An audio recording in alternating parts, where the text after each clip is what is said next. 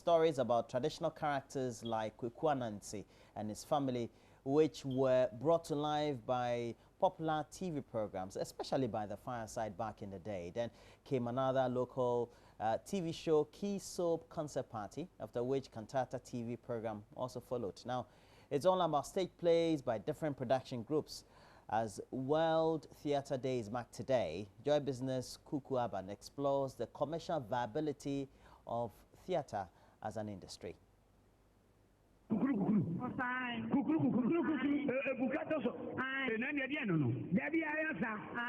That was then.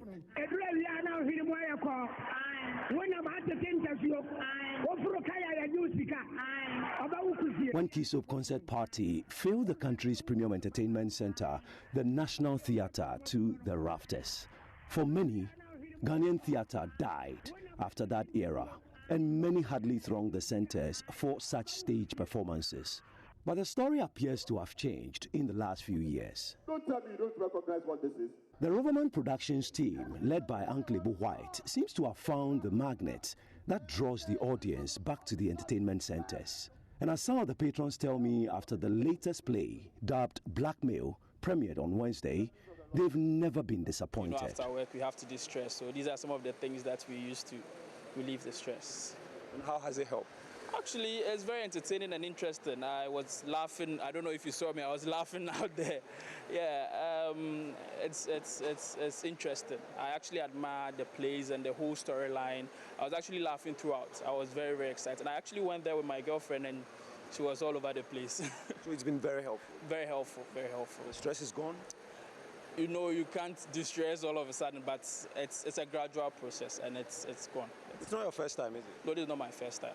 I've been watching his plays, yeah. So this is not the first time. And it means you get something from it. That's why you keep coming. Of course, if I don't get value from something, of course I won't take part in it. But his plays are unique. I don't know if you understand. His plays are very unique. They have this unique storyline. It's not like the other plays. You actually, the way that people dance, they sing, and the whole cast is very unique. I actually like his plays a lot. It's been fun. It's been fun. I've actually enjoyed the whole thing, and it's quite motivational. You get to learn a lot from it. It's funny, and you get to enjoy the whole show. And then there are lessons you can take home, and then the stress and everything, it kind of helps you get off the stress a bit, having schoolwork and studying and all of that. And then you can laugh it all off in one night. It's quite cool. So going forward, how does it help? Yeah, so from what we see, you realize that it's mostly the trending issues here in the country that he bases his plays on, and he puts it in a fun way, unlike other people and their complex way of doing things. But for his, as you learn and you laugh and all of that, you pick up these lessons that you can adjust your life with, and then it will suit your personality and all of that. You get to learn a lot on relationships, on how to handle business, on lifestyle, and it's fun. So I think this kind of things gives you more. It's just an eye opener, just to make you know a lot of things that I never knew such a thing. I've seen it on TV, I've seen adverts, I've had a lot of talk about it, but then I've never witnessed it myself. But I think it's quite a good thing for people, for a person to just have a feel of. So what has been the magic wand drawing the thousands of audience from their hideouts to his place? Here's renowned playwright Uncle Ibu White. I think that the secret is the secret every business knows. That if you have a track record, if you patiently build your brand and you are consistent, people know they can trust you. They know they can depend on you. So there isn't a person who came here today who thought his time was going to be wasted. Everybody knows with this brand, we can be sure of the quality. We can be sure that the 2 hours we invest there will be worthwhile. So it's all about patiently building your brand, having a track record and being consistent to the brand that you've built. It's also a mark of being faithful to your positioning. We haven't changed our positioning. And I think all that helps to get loyalty from those who sample your product and your service from time to time. You must have your unique selling proposition. And our unique selling proposition is that we'll begin on time. We won't waste your time. We'll begin on time. That is our unique selling proposition. And in that, we haven't compromised. In all the, since 2008, in all the 9 years we've been doing this, we've never compromised. But is the industry lucrative? Uncle White again. It's been rewarding. You better run your arts endeavor as a business, or otherwise you are wasting your time. But what makes the arts different is that don't chase the money and the money will chase you. Because it takes a lot of sacrifice and a lot of money to produce the kind of place we do and to bring these people quality. And it also takes a lot of time for people to accept and recognize you and to commit to you. So the money eventually will come, but pursue the excellence first. Satisfy, render the right kind of service, have the right kind of customer service, and then the reward may follow. So we are doing our part. I have no question in my mind that the rewards will come. So when the rewards come, you wouldn't have to ask whether it is lucrative, because you would then be having this interview in our theater, in the theater we have put up. So theater might not be a bad investment option after all, be it for business or for leisure.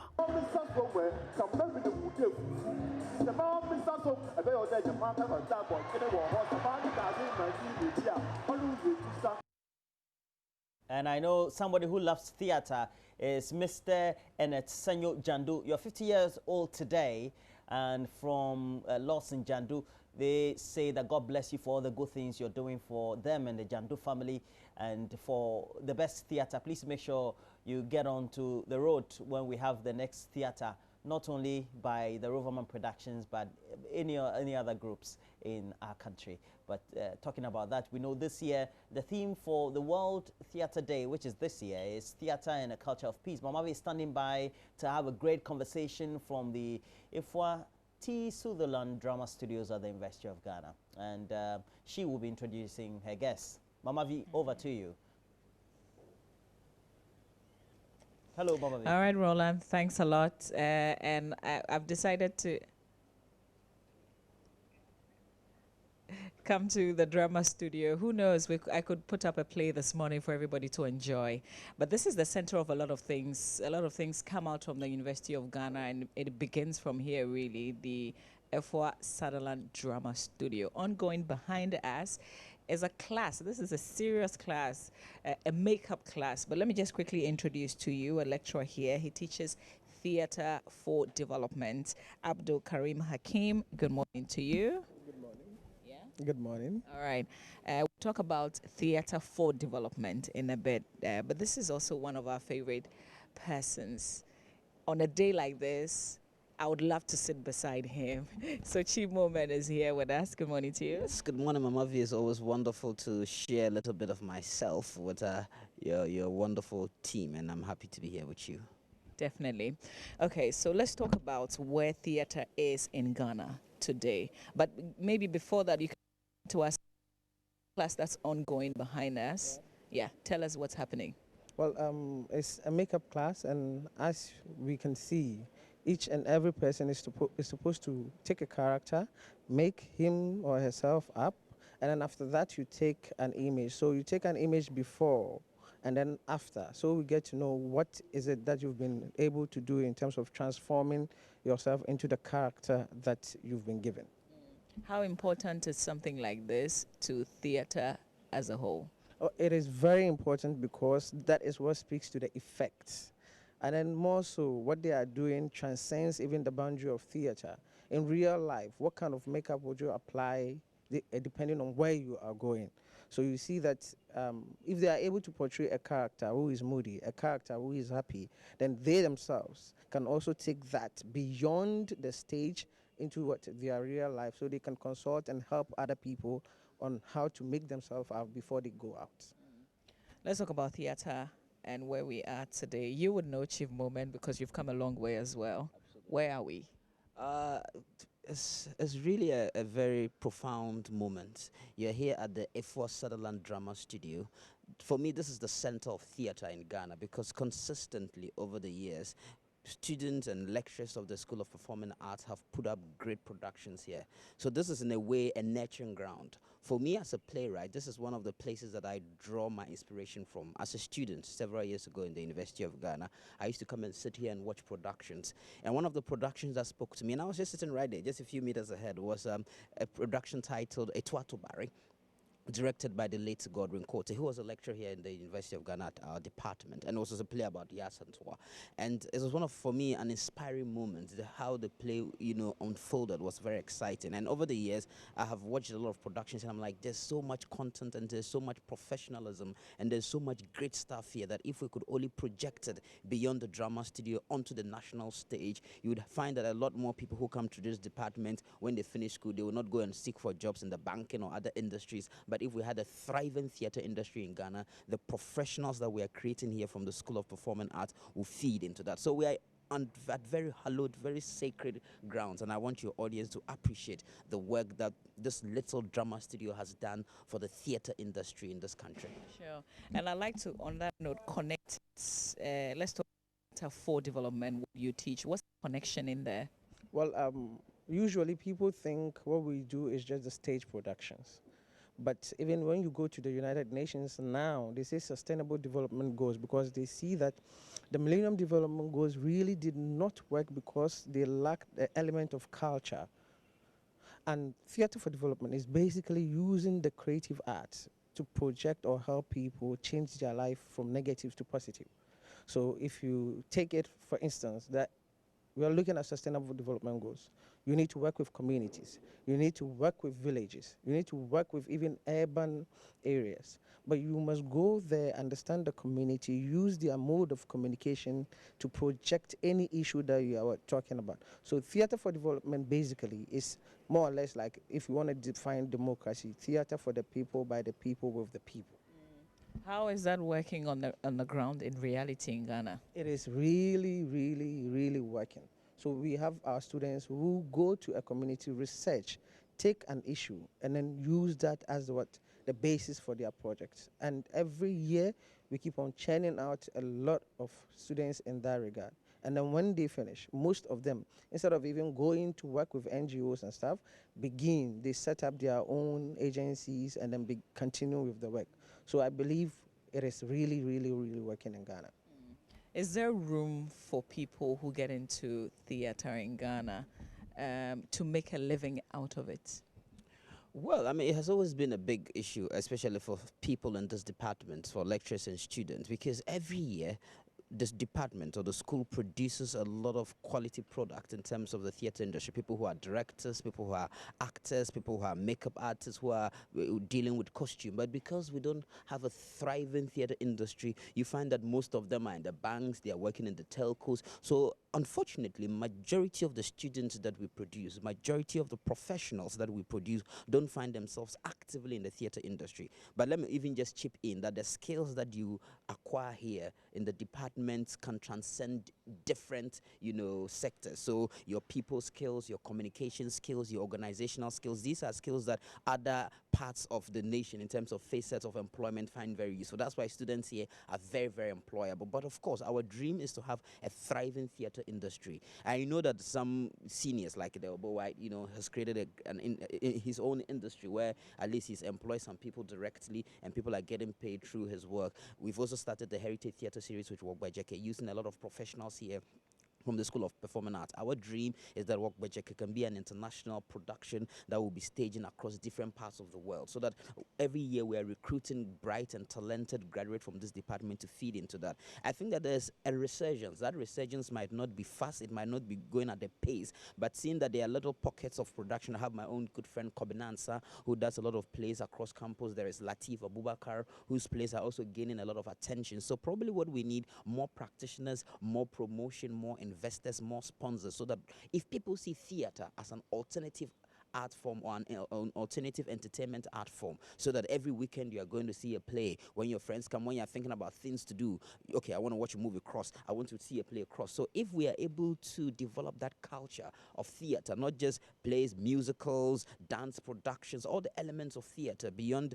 the traditional entertainment art forms that we know, then you are creating an industry, so that when Kareem students are graduating, they know that, okay, I can go to Obewa's company, I can go to Chief Mumin's company, I can go to Latif's company. So there are several theater companies who are actually thriving, and there's a culture. I think that we are not there yet, but we are taking the snail steps. Hopefully, policy and investment would help us get there faster than currently. Yeah, and I'd like to ask Kareem, how many of the students that you see in your class each year actually end up in the theater industry? But very few end up as in mainstream. But what usually happens is that they go and then work in the banks and a lot of financial institutions. But now we've seen that even those who are there, they still make time for the theater. So like Chief is saying, it is growing. And it will interest you to know, even students, level 200, level 300, level 400 students, aside what they are doing academically for their grades, they've come together, form a group, and then are doing private productions. This tells us that what? The change is manifesting, but it is gradual. They are doing it whilst they are in school, which implies that the moment they complete school, they won't leave it. They would what?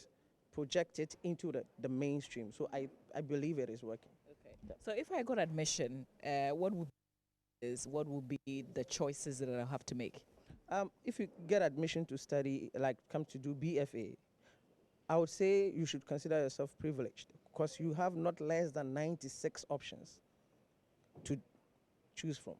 96? 96 options, not less than 96 options. I can't mention all, but I can tell you from broadcasting, I can tell you from directing, acting, sound technician, light, set. You go as an even media arts. So we're talking about what?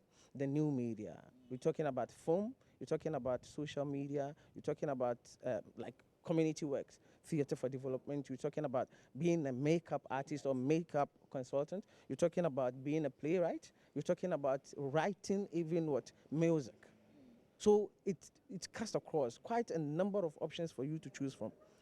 So if you get an admission to do BFA, you consider yourself lucky, because unlike the other courses that we do in University of Ghana, that is just a degree. This is a professional degree. So it comes with what? A profession.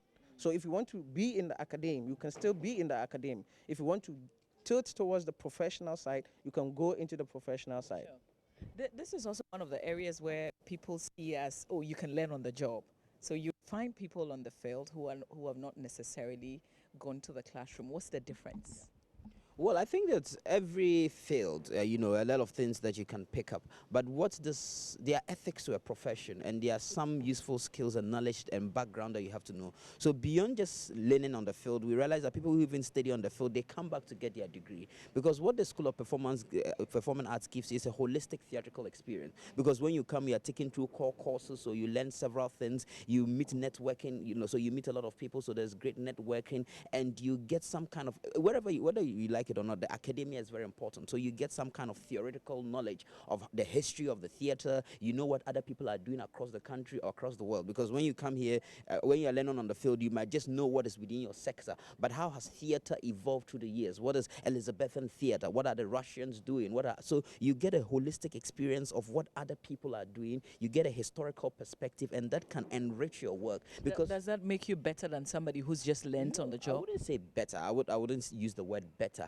but it puts you at an advantage, because we are trying to be global players here. So it helps to know what others have done, so that when you find yourself and a lot of students who come here, actually, that's what we didn't mention, a lot of them are either teaching abroad, some of them are teaching abroad or working abroad. So it also gives you that opportunity to connect with systems and theater opportunities abroad. So I wouldn't use the word better, but I say that it gives you an advantage. It puts you on an edge. It gives you a holistic education, and it gives you a historical perspective, and it makes you more more marketable and invariably more opportunities. That is why even beyond the theater, people who have the degrees can still work in banks and hospitals and other places. So really, it puts you at an advantage. Okay, and I see that you want to add something to it.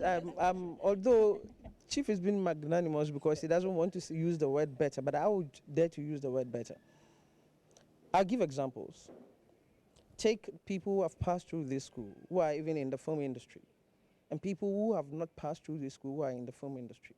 You see the clear difference. Take somebody like Ajeti Anand. Take somebody like David Donto. Take somebody like Prince David Osei. Take somebody like Nadia Buhari. You see difference when they are acting. So whatever the case, you might be famous, you might get to wherever it is you want to get to in the profession because you came to learn on the job. But you see, if I know the theory and the practical, and then you know a bit of the practical, we will never be the same.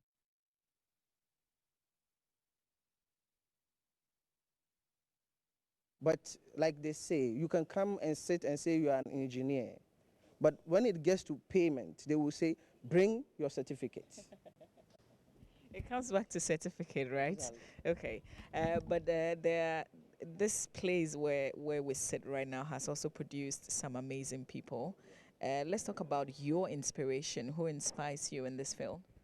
Oh, well, I mean, before I came to the University of Ghana, there were two people that I looked up to in the literary world.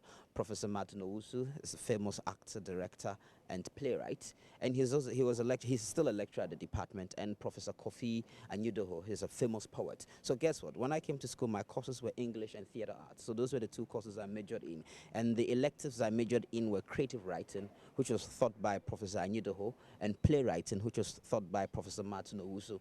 So it was like coming into school and meeting celebrities, you know, like a young person meeting Sarkodie that, I mean, he idolizes, or Nadia Buhari or Lydia Forson. So for me, it was just a mentorship, because I was sitting in class being thought up by people I had read long ago, I had seen. So the excitement made me pay. I mean, I'm not a very attentive student, but when it came to these two classes, theater arts and playwright, my attention level was over 150%. I remember one day I was in the theater art class, in Professor Martin Owusu's class, and he was talking. I was just looking at him so intently. I was absorbing every single word that he was speaking, that he went like, "Gentlemen, I don't like the way you're looking at me." Because I was like 100%. I'm not a very attentive student, but when it comes to courses that I'm so passionate about, my attention is unwavering. So Martin Owusu, definitely, and he's still a lecturer here. Over the years, he has helped nurture a lot of actors. He's one of our favorite lecturers. When you come to level 100, he's one of the first lecturers who introduces you into the theater. So he kind of like captures you into the family, and you hardly want to leave. So he is a great source of inspiration for me. How about the perception that people who get into the arts are not good in maths or science, so this is like an easy course that anybody at all can do? If your science is not good, if your maths is not good, get there, you get the certificates. If your child gets into the arts, you should be privileged, because it means you have a unique child. Talk about maths, talk about science. That is music, and that is dance. That is mathematics. Every single step you take is calculated. Every single movement, you should know why you are doing that. And then you see, if you put any artist here, and then you put anybody who is not in the field of arts, the artist can do any other thing. Take our performances. Today is a medical doctor, tomorrow is a nurse, the next day is a pilot, and they do it, and it is believable. So if somebody is not really good in math, would he be able to really bring out the character? But it is just the perception. And it is more or less like, oh, okay, I don't like this thing, or I see the potential of this thing, or I know if I allow this thing will change the way I behave or the way I think. So the best thing for me to do is to what? Vilify and condemn it. Give it a bad name so that nobody will go close to it. But you see, every single society that realizes the potency of the arts progresses. Check the West. Check South Africa. Check Nigeria. Why is their economy booming? It is because they recognize the fact that the art is an integral part of the society, and the art serves as the key to liberate them. See, people come to our school. You come to University of Ghana. The number of students who come to University of Ghana from elsewhere, almost all of them come to School of Performing Arts. Why didn't they say, okay, I'm going to do maybe, political science, sociology, psychology, but they come to the School of Performing Arts? It means there's something there. It means there is something there. So if somebody will leave his country and come to your country only to study what you are neglecting, then it means you need to re-examine yourself. There's one area which is really important to what you do, but I think that usually when it comes up, we don't get your take on it. So it will be good to talk about the Creative Arts Tourism Ministry and how that is important to what you do as a lecturer and even to the school. Well, I think, let's say congratulate the presidents who have decided at least to give us a ministry. But it is not just the name. If you give me a name without a cloth, who would be able to recognize me? We need policies and we need support. Because if our tourism sector will triumph, it needs the creative arts. See, now you mentioned Bali. Everybody talks about what? Oh, that is a wonderful tourist destination. You mention Cape Town. They tell you this is a beautiful city. You mention United Arab Emirates. Everybody wants to go to Abu Dhabi. Everybody wants to go to Dubai. From the time you leave the airport, every single thing you see is art. And that is what they are using to build their country. We have it. When Africa Imoja came to Ghana, everybody trooped there. It is somebody's culture they are bringing to us. We can also transport ours and then make sure people see it in a different light. And by so doing, what are we doing? We are helping the tourism sector. We are helping our people to make a living out of what they know. Because you cannot teach me what I don't know. And I can never sell what I don't understand. And what we understand is our culture. And that is what we need to project to the world. One of the things we'll be doing here, because of course it's theater day, so we couldn't, just come in here and exit like that. There has to be some kind of performance, and you explained that to us in a bit. But I want your take on this issue of the ministry and what it can do for the industry as well. We've had a lot of talk, so even in the previous administration, but apparently there were no policies. Spot on. But before then, let me just even touch on your previous question about how people think that those who come to the Department of Theatre Art probably don't pass the maths or science. And you can turn the question the other way around. Maybe those who go to the sciences and to the maths is because they don't have competencies in the arts, because they can sing, they can dance, they can write, or they don't appreciate literature as much. So I think that, so I think that talent cuts across and spreads across. And there are people, yes, who will do the sciences, they'll do the maths. Every society will need them to whatever industry, but there are people whose competencies are in the arts, people who can write, who can dance, and there's so much science that is. Look at construction. You go to other parts of the world, when they're actually constructing sets, you find engineers, you find carpenters. So there are various elements to the theater that makes it holistic. So if your child is showing interest in being art, don't think that person is lesser than someone in math or science. Talents are cut across and abilities are spread evenly, because is a good blend of it. So, question about tourism. I've always had one challenge for our government. If you want to know that a government has really transformed the country, because every time the political parties are always in banter about this, let the government come into power for 4 years or 8 years, and after that tell us that came into power, the biggest in our economy was gold, cocoa, and oil. But after 8 years, the biggest earner into our economy is the tourism, art and tourism industry. Then you know that something serious, some rethinking has gone into the industry. And it's important because we cannot continue to mine gold, cocoa and oil forever. You go to countries that he mentioned, Singapore doesn't have a single drop of oil or any natural resources, but it's one of the leading countries in the world. Beyond what we have in the earth, what we have within us and in our cultures that we can harness and sell to the rest of the world. Biggest concentration of entrepreneurs you have is the creative art industry.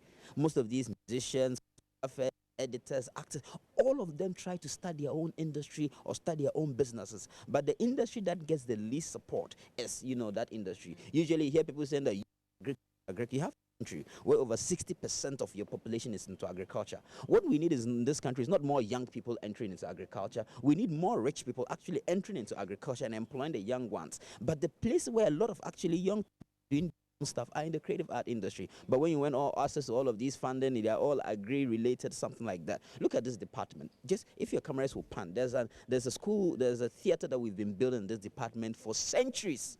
This is the department that brings in more foreign direct investment into than any department, because all the students coming from the UK, from America, from Europe, they come to have a feel and a taste of our culture. And they come here. Look at our drama studio, but we don't get the necessary investment that we need to actually even build a world-class theater that can help in the creative process and that can even bring in more foreign students into the investment, bring in more foreign exchange into the country. So yes, your creative art industry is what is going to fuel your tourism. The of Ghana's independence struggle alone is so strong. Market it and sell it. We can create a Ghanaian brand in such a way that any African in this world, if I don't come to for a lot of African Americans Ghana. Now, if you ask young African Americans, you know Ghana, they don't know. And it's an abomination that you're a young African American and you don't know who or what Ghana is or what it represents. So the art is help us brand our country. And that's what we have been doing, trying to do with Wagbejeke, trying to use it to tell and to promote our heritage to ourselves and to the rest of the world. Yeah, if I asked if you're hopeful, you would say you are. But I think it's a good time to get into some kind of display right now. And Karim would explain to us what you're staging this morning. Well, it's Marching for Forza. You know, we keep on talking about our ladies being subjugated. We keep on talking about early child marriages and all those stuff. And then this place speaks to it. And this is a student production. Batali is the one who is directing it. And it's because she's passionate about issues of women. She's passionate.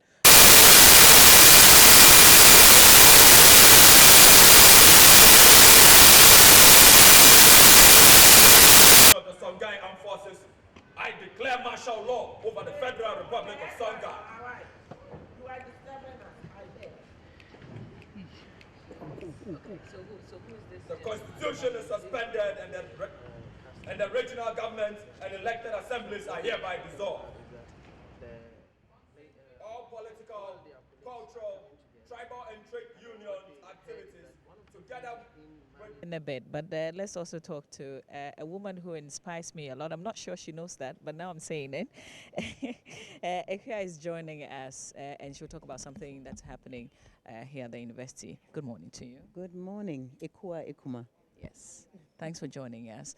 But now I want to talk about, before you even tell us what you have for us, I want to talk about women in arts. Do we have more women than men? Oh, even with the school, I mean, those who are coming in, to the School of Performing Arts. I think the ratio is growing. Definitely, I think there are, personally in my own classes, I see, actually the ratio is almost 50-50. It really way towards the men, but I think more women are now feeling more empowered, seeing more role models, stronger role models out there in the world for them to feel that they too deserve a space to come and express themselves. And yes, as a woman myself, there are other female role models on our faculty who are also helping to encourage these young women to feel that they should come and get involved in the performing arts. So whether, I wouldn't say that we are where we need to be, but I think we are making strides in the right direction. Yes, definitely. All right, now back to there's something happening that you wanted to fill us in. Definitely. The school is running an international conference from the 6th to the 8th of April. So that is in less than 2 weeks away. We will be calling on, let me give you the theme. The theme of the conference is interdisciplinarity in the arts, academy, and industry. And the whole idea is using the performing arts as the axis across which all different disciplines, be it within the performing arts, be it within the academy, in history, in religions, in philosophy, law, and then outside, beyond that, beyond the academy, into industry, how they can use the performing arts as an axis across which they can use that to solve problems, to help in development, culturally, socially, nationally.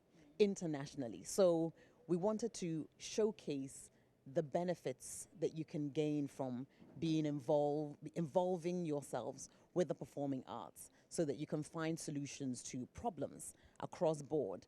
So we just wanted to showcase the versatility of the performing arts. So that is essentially what the conference is about. And we have called for papers, which I'm sure you've been aware of. And we have invited papers that cut across all those areas. We have also invited industry members to come and speak in the school. So essentially the conference is for our students and our faculty and outside of the university environment, for people to come and understand what we do here and how they can partner with us to solve problems. Okay. And this is happening exactly when you said? On the 6th to the 8th. So it's Thursday, Friday, Saturday, first week in April, right here at the school. All right. And what time? We start from 8 o'clock. That's when registrations begin on the 6th of April. And it will begin every day and we'll go on. We have a number of performances. We have KSM is going to come and speak. We have Manifest who's going to come and speak. Reverend Dr. Joyce Ayi is coming to speak. Diana Hobson is coming to speak. All these industry, Oboa is coming to speak. All these people who are performing artists within the industry and feel that we need to bridge that gap between what's going on in the industry and the academy, have all agreed to come and support us, essentially. All right, Nicole, we wish you well in this regard, and I guess that we will talk again more. Yeah, we've got to wrap up our conversation. Karim, thank you very much for having us here. Thank you for having us too. We didn't enjoy the entire play, but I guess that people can always catch up. You said this weekend? Yeah, this weekend. Yep. So anywhere you are, at least make it to the drama studio and then come and enjoy this wonderful spectacle. You will never regret it. All right. Thank you very much for allowing us to do this in your backyard. Thank you, Chief Moment, for being a part of this as well. My name is Mama Vio Uswawaji. I guess we have to make room for the class to concentrate and finish. So back to you, Roland, in the studio.